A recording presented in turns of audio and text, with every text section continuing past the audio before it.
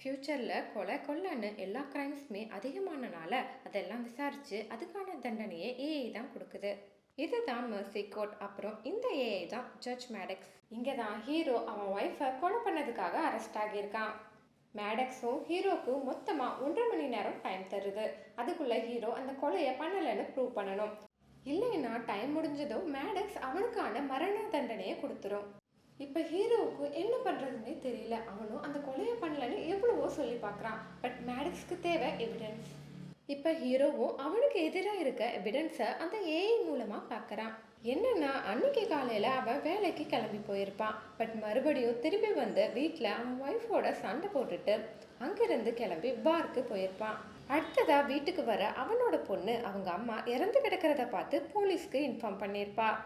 இப்போ நேரம் போயிட்டு இருக்க ஹீரோ ஃபர்ஸ்ட் அவன் பொண்ணுக்கு கால் பண்ணி அவன் அந்த கொலையை பண்ணலைன்னு சொல்கிறான். சீக்கிரமாக திரும்பி வரதா சொல்லிட்டு அவன் கூட வேலை பார்க்குற அவனோட கொலீக் டிடெக்டிவ் ஜாக்குக்கு கால் பண்ணுறான். ஆக்சுவலாக ஹீரோவும் ஒரு போலீஸ் ஆஃபீஸர் தான். அவனே இது வரைக்கும் நிறையா அக்யூஸ்டை பிடிச்சி இந்த மெர்சி கோர்ட்டில் நிப்பாட்டியிருக்கான். இப்போ இவனுக்கே இந்த நிலைமை.